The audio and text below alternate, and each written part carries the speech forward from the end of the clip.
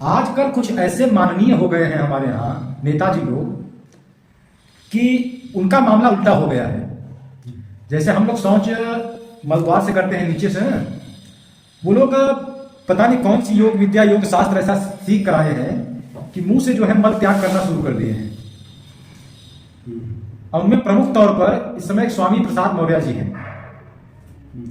स्वामी प्रसाद मौर्य जी लगातार सनातन धर्म पर, हिंदू धर्म पर कुछ न कुछ मुंह से मल त्याग कर रहे हैं। वक्तव्य नहीं दे रहे हैं, वो मुंह से शौच कर रहे हैं लगातार।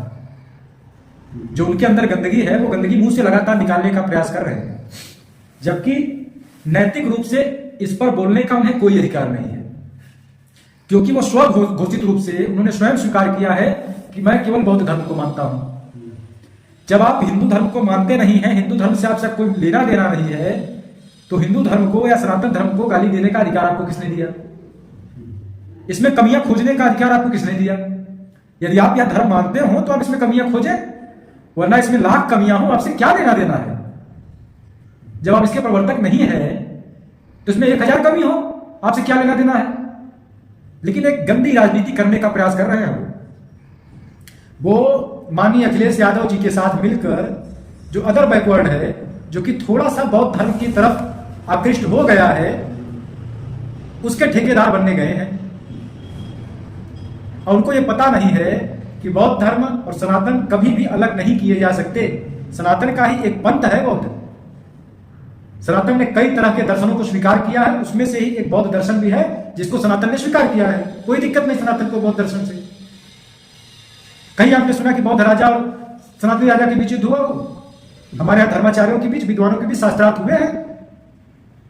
जनता को जो अच्छा लगा उसने स्वीकार किया। जब बौद्ध से सभी विद्वान, गौतम बुद्ध से सभी विद्वान हार गए तो यहां पर सारी जनता जो है बौद्ध हो गई थी। और जब शंकराचार्य से सारे बुद्धिस्ट हारे तो सब पुनः जो है हिंदू हो गए। ये क्रम हमारा चलता रहेगा। और ये आदमी बुद्धिज्म को भी आज तक समझ नहीं पाया है।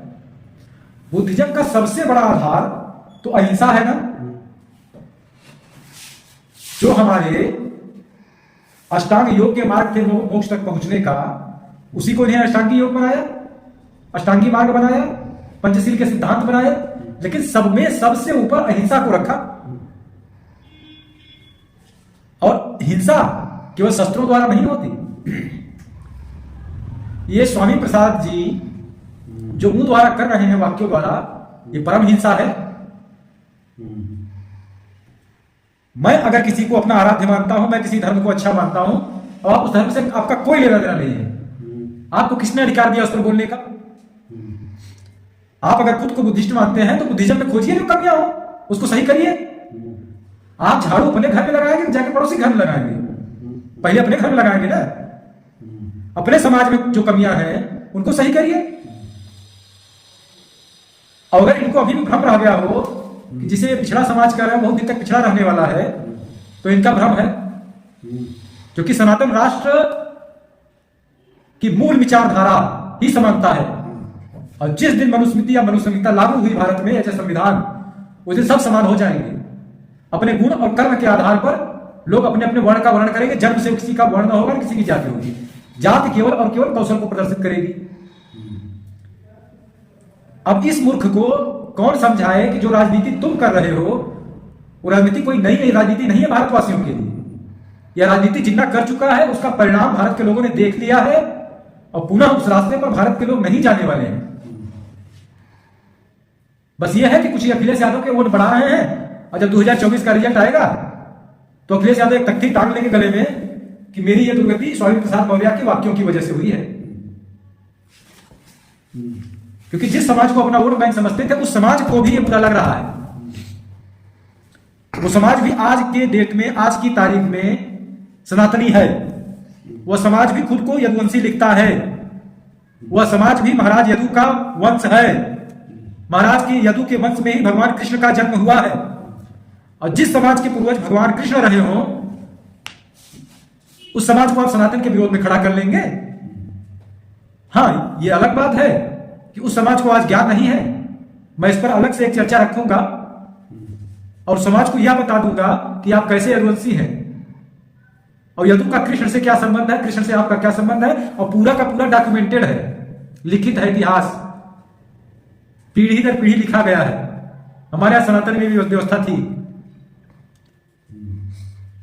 तो आगे से आशा यही है कि ये मुंह से मल त्याग करना बंद कर दें, वरना इनकी इतनी बड़ी दुर्गति होने वाली है कि इतिहास में यह कोशिश कोई भी दोबारा नहीं करेगा। ये अंतिम व्यक्ति है जो एक कोशिश कर रहे हैं। सबसे बड़े मूर्ख अखिलेश यादव स्वयं है। उनको यह नहीं समझ में आ रहा है कि भारत ने 2014 के बाद जातिवाद को नकार दिया है। अब जातिवाद भारत में असर नहीं ले पा रहा है। सभी जातियां एक होकर सनातन के लिए वोट कर रही हैं, क्योंकि सबको यह मालूम है कि जो ऊंच नीच आज समाज में फैला हुआ है, इसका उपचार भी सनातन में ही है। इसका उपचार भी तभी है जब भारत हिंदू राष्ट्र के रूप में स्थापित हो और सबको सभी वर्ण प्राप्त करने का अधिकार समान रूप से मिल जाए। पीढ़ी दर पीढ़ी, जन्म दर जन्म एक ही वर्ण में लोग न पड़े रहे। लोगों का शारीरिक मानसिक विकास हो, लोगों का आत्मोन्नयन हो, लोगों का आर्थिक विकास हो। इस तरफ बढ़ने के लिए केवल और केवल एक ही रास्ता है, हिंदू राष्ट्र या सनातन राष्ट्र। और जो गंदी राजनीति ये करने की कोशिश कर रहे हैं, अब भारत के लोग उसमें इनको कामयाब होने नहीं देंगे। इनके अपने समाज में, जिसको अपना समाज कहते हैं, या एक स्टेज से कहीं से चिल्ला दें कि सभी मौर्य जो है बौद्ध हो गए हैं और ये सनातन से लड़ेंगे। ऐसा तो हुआ नहीं है, न तो ये सभी मौर्यों के ठेकेदार बन गए हैं। तो इस राजनीति की दुर्गति इनको इतनी भयंकर मिलेगी कि ये कहीं के नहीं रह जाएंगे, कहीं के नहीं रह जाएंगे, बिल्कुल बुरी तरीके से बर्बाद होंगे।